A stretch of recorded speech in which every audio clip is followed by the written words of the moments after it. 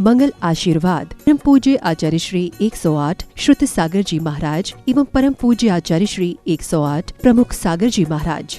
प्रेरणा स्त्रोत परम पूज्य मुनि श्री 108 प्रणम्य सागर जी महाराज एवं परम पूज्य पाठशाला प्रणेता मुनि श्री 108 अनुमान सागर जी महाराज। प्रायोजक ज्ञान दानम गुरुकुल। नमन करता नानाजी स्वर्गीय श्री उमाशंकर जैन गाजियाबाद वाले।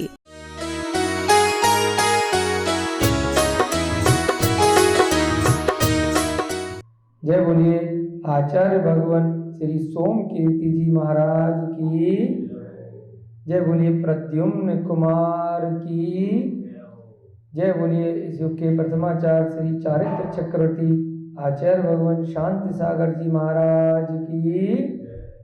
हम सभी लोग एक बार पुनः आज यहाँ आए हुए हैं। सबसे पहले प्रतिदिन की भांति हम लोग छोटा सा मंगलाचरण करेंगे। ओम नमः सिद्धेभ्यः मंगलम भगवान वीरो मंगलम गौतमो गणी मंगलम कुंद कुंदाद्यौ जैन धर्मोस्तु मंगलम। सर्वमंगल्य मांगल्यम सर्वकल्याणकारकम प्रधानम सर्वधर्माणं जैनं जयतु शासिनं जैनं जयतु शासिनं। जय बोलिए नेमिनाथ भगवान की। 24 तीर्थंकर भगवानों की।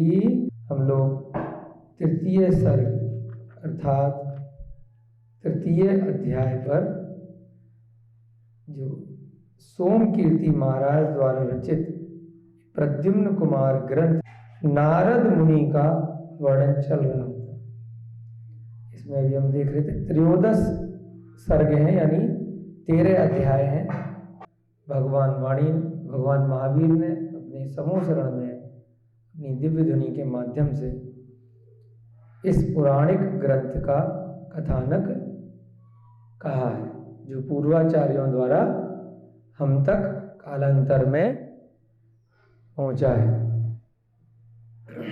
ना। पहले के काल में इस प्रकार से प्रारंभ में लिखने की कला नहीं होती थी, तो मेमोरी बहुत अच्छी होती थी, स्मरण शक्ति।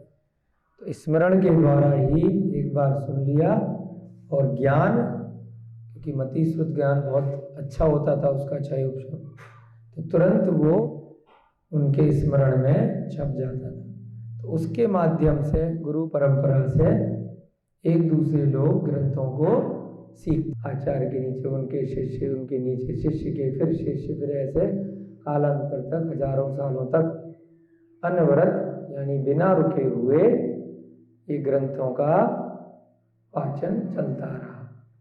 फिर धीरे धीरे करके जब आपने कथानक सुना होगा आचार्य पुष्पदंत भूतबली का, उनके गुरु दर्शन आचार्य का, तो उस समय काल के प्रभाव से स्मरण शक्ति थोड़ी कम होने लग गई। तब से कहा जाता है कि धीरे धीरे कर करके ग्रंथों का लिखने का कार्य प्रारंभ हुआ और षटखंडागम के रूप में सबसे पहले ग्रंथ की रचना हुई। शुद्ध पंचमी हम बनाते हैं ना, जब षटखंडागम पूर्ण हुआ था तो उसकी पूजा की गई थी। कहाँ पर लिखा था षटखंडागम? गिरनार पर्वत। ये उल्लेख क्यों आया? क्योंकि गिरनार पर्वत, ये जो हम शास्त्र पढ़ रहे हैं, बड़ा महत्वपूर्ण है। उसी गिरनार पर्वत से नेमिनाथ भगवान ने केवल ज्ञान और मोक्ष की प्राप्ति करी।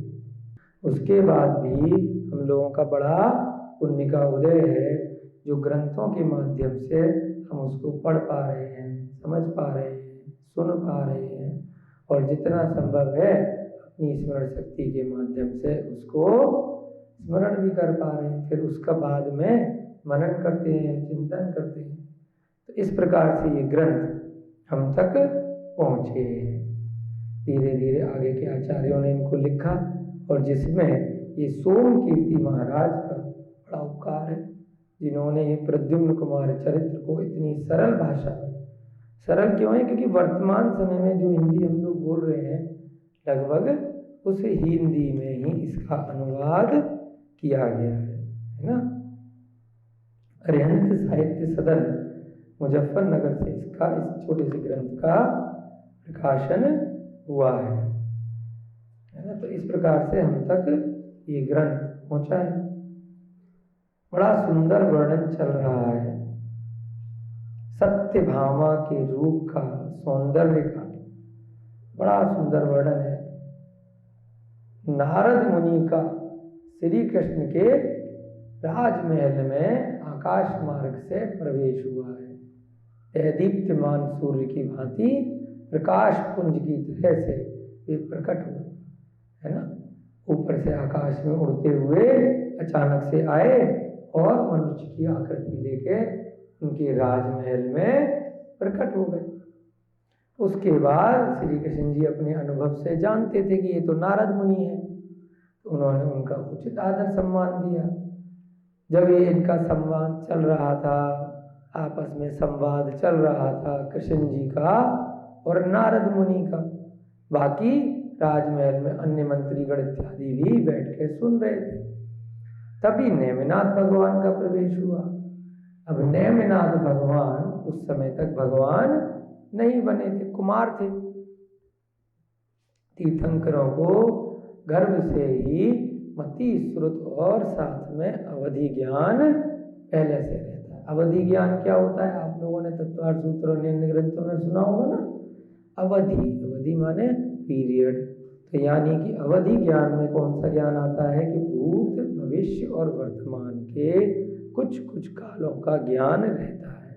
क्षमता और शक्ति के अनुसार देवों के अलग अलग जगह जो देव होते हैं, किसी का अवधि ज्ञान ज़्यादा होता है, किसी का कम होता है, परंतु तीर्थंकरों का अवधि ज्ञान बहुत ज़्यादा होता है।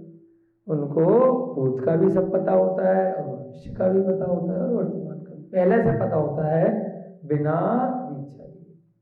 और जिस दिन उनकी दीक्षा हो जाती है, जब वो ग्रह का त्याग करके वन की ओर अपने कल्याण की भावना से गमन करते हैं, तो उनको अन्य ज्ञान भी प्राप्त हो जाते हैं, मने प्रज्ञान इत्यादि। उसके बाद जब उनका ये इसे क्या बोलते हैं, दीक्षा गमन को, तब कल्याणक, उसी दिन उन्हें मने प्रज्ञान भी हो जाता है। यानी कि मन में किसी जीव के क्या चल रहा है, क्या सोच रहा है, वो भी उन्हें आभास हो जाता है। उसके बाद जा करके जब उनका केवल ज्ञान कल्याणक होता है, तो उनको 3 लोक का संपूर्ण ज्ञान हो जाता है। सभी पर्यायों का, सभी जीवों का, भूत, भविष्य, वर्तमान, सभी द्रव्यों का सब ज्ञान हो जाता है।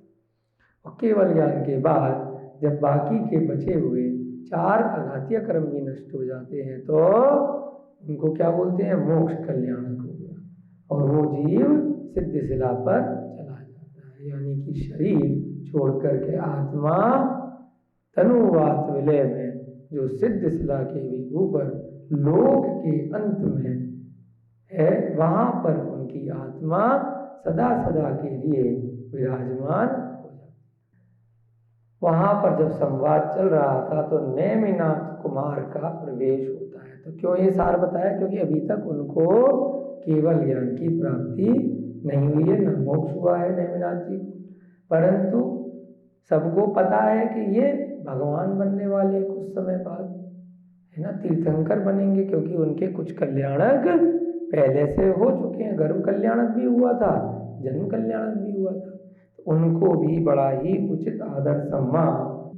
उसके बाद नारद मुनि श्री कृष्ण से संवाद करते हैं कि हे श्री कृष्ण, मैंने आपके बारे में बहुत सुना है, तो मेरी इच्छा है कि मैं ये देखना चाहता हूँ कि आप इतने दानवीर, शूरवीर, पुण्यशाली, इतने पराक्रमी हैं, तो क्या आपकी जो रानियां हैं वे भी आपकी जैसी हैं कि नहीं हैं? मैं बस ये देखना चाहता हूँ कि आपको आपकी बरावली वाली रानियां मिली हैं नहीं मिली। तो श्री कृष्ण ने कहा ठीक है, आप जाइए उनका महल देखिए, आपकी इच्छा है, आपको कोई दिक्कत नहीं है। तो अपने आकाश मार्ग से उड़ते हुए सीधे सत्यभामा के महल की ओर पहुंचते हैं नारद मुनि।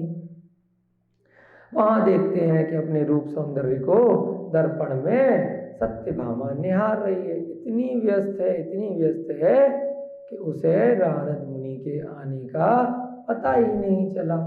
वो बहुत देर तक उसे देखते रहे। उसके बाद वो उसके पीछे आकर के खड़े हो गए।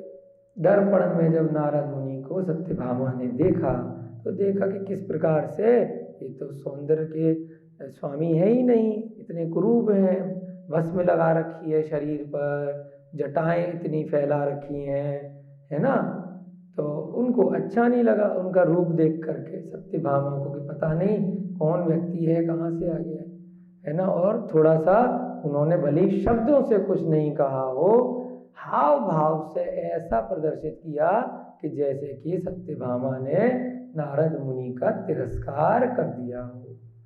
अब आया था ना पिछले अध्याय में कि नारद मुनि स्वाभिमानी थे, छोटी सी बात लग जाती थी, राग द्वेषी थे, जैसे आम मनुष्य होते हैं वैसे ही थे, मनुष्य पर्याय के ही जीव थे, है ना। नारद मुनि देव नहीं है, ठीक है। 2.5 दीप तक ही उनका गमन हो सकता है, जहाँ तक मानुषोत्तर पर्वत की सीमा है। अर्ध पुष्कर द्वीप जम्मू द्वीप में भी हो सकता है, लवण समुद्र में भी हो सकता है, घातकी खंड में भी हो सकता है, कालोदधी समुद्र में भी हो सकता है, और अर्ध पुष्कर द्वीप में जो अंत में मानुषोत्तर पर्वत है वहां तक हो सकता है। 45 लाख योजन तक वो भ्रमण कर सकते हैं, और ऊपर तक जो मनुष्य लोग 1,40,000 योजन तक जा सकते हैं, सुमेरु पर्वत के शिखर तक, चूलिका तक, तो वहां तक भी जा सकते हैं, ठीक है ना। जहां तक मनुष्य जा सकता है वहां तक वो भ्रमण कर सकते हैं। अब उन्हें बात लग गई कि 2.5 दीप के जितने भी लोग हैं वे सब तो मेरा इतना आदर सम्मान करते हैं, श्री कृष्ण जी भी मेरा इतना आदर सम्मान करते हैं, और उनकी पत्नी ने मेरा तिरस्कार कर दिया। अब मैं इसका बदला कैसे लूंगा। बात लग गई, मनुष्य का जीव है। अपने को कल भी आपकी कक्षा में बताया था कि किसी भी जीव की भले ही हमें वो अच्छा लगे, चाहे पौराणिक ग्रंथों में अच्छे लगे, चाहे वर्तमान में कोई व्यक्ति अच्छा लगे, चाहे कोई हीरो हीरोइन आपके आदर्श बने हुए हो, कोई अभिनेता हो, कोई टीचर हो, कोई राजनेता हो, आपके आदर्श हैं, कहते हैं ना हमारा मेंटर है ना, हम उनको कॉपी करना चाहते हैं, हम उनसे सीखना चाहते हैं, तो उनकी भी आप अपने दिमाग से अच्छी अच्छी बातें ही सीखिए। क्योंकि हर व्यक्ति जो वर्तमान में है, भूतकाल में भी हुआ, वो मनुष्य गति में ही है जो हमारे आसपास है, तो वो कोई भगवान तो है नहीं। उनमें कुछ अच्छाइयाँ भी हो सकती हैं और कुछ बुराइयाँ भी हो सकती हैं। तो अपने को अगर अपने का कल्याण करना है, आगे बढ़ना है, तो हमें अपने आसपास के सभी जीवों की अच्छी आदतें, अच्छी भावनाएं, अच्छे गुणों को सीखना है, सद्गुणों को सीखना है। अगर कोई नारद मुनि को कॉपी भी करना चाहता है कि वो तो इतने बड़े भक्त थे, तीर्थंकरों के दर्शन के लिए भी जाते थे, उनकी भी कुछ अगर खराब आदतें हैं तो उनको अपने को नहीं सीखना है ना। अन्य मतियों में बहुत बार आता है ना कि असुरों में और देवों में युद्ध हुआ है ना, और समुद्र मंथन हो, तो युद्ध लड़ रहे हैं, लड़ाई लड़ रहे हैं, तो अपने को अच्छी बातें सीखनी है। अगर कोई युद्ध लड़ रहे हैं देव इत्यादि, तो उनको नहीं सीखना है ना। ऐसे ही कई सारे भगवान हैं अन्यमति में, तो उसमें क्या कई बार दिखाते हैं कि हिंसा करी, कुछ किया है ना, इस प्रकार से प्रतिमा इत्यादि भी होती हैं। तो हमें बुरे लोगों का नरसंहार करना चाहिए, मारना चाहिए। तो जब तक बहुत ऐसी परिस्थिति नहीं आए तब तक जीवों को मारने का क्या फायदा। उनको ज्ञान के माध्यम से भी तो आप ठीक कर सकते हो किसी जीव को। अगर किसी में कोई बुराई है, कोई कषाय है ना, कोई अवगुण है, तो सीधे मारना ही उसका सॉल्यूशन है क्या? सीधे जाओ और उसकी हत्या कर दो। भाई उससे अपन बातचीत भी तो कर सकते हैं। अभी युद्ध हो रहा है जैसे यूक्रेन रशिया का, तो सीधे जरा सी बात लग गई और दे दनादन बम फेंकना शुरू कर दिया। तो हर चीज का सीधे युद्ध पहली बार में समाधान नहीं होता है ना।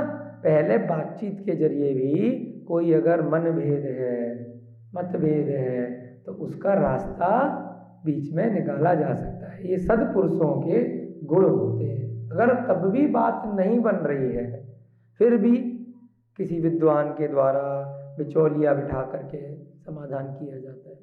भरत और बाहुबली का युद्ध सुना था ना आप लोगों ने? पहले तो वो मारने चल रहे थे एक दूसरे को, है?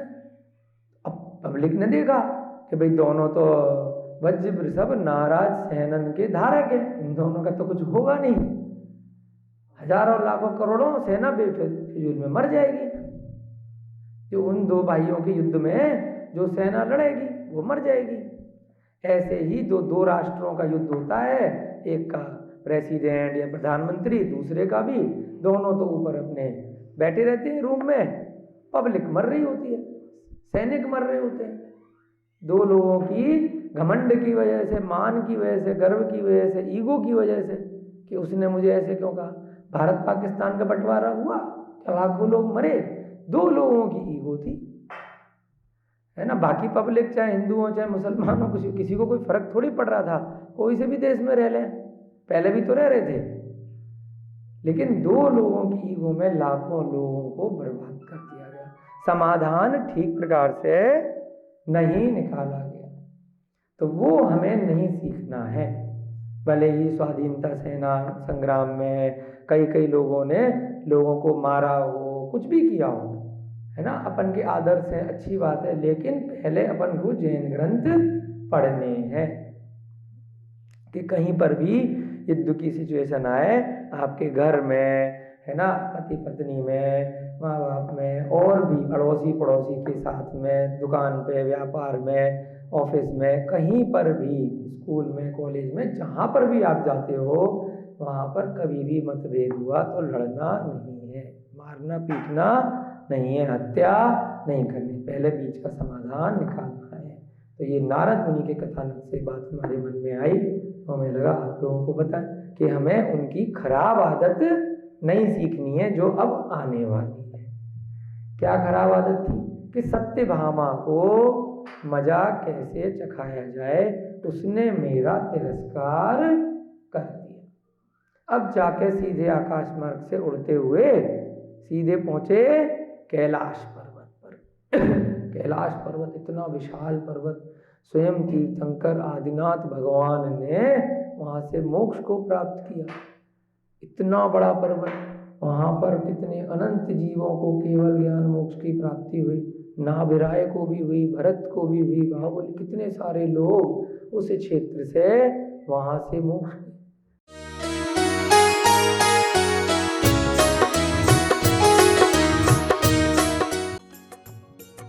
मंगल आशीर्वाद परम पूज्य आचार्य श्री 108 श्रुत सागर जी महाराज एवं परम पूज्य आचार्य श्री 108 प्रमुख सागर जी महाराज। प्रेरणा स्त्रोत परम पूज्य मुनि श्री 108 प्रणम्य सागर जी महाराज एवं परम पूज्य पाठशाला प्रणेता मुनि श्री 108 हनुमान सागर जी महाराज। प्रायोजक ज्ञान दानम गुरुकुल। नमन करता नानाजी स्वर्गीय श्री उमाशंकर जैन गाजियाबाद वाले।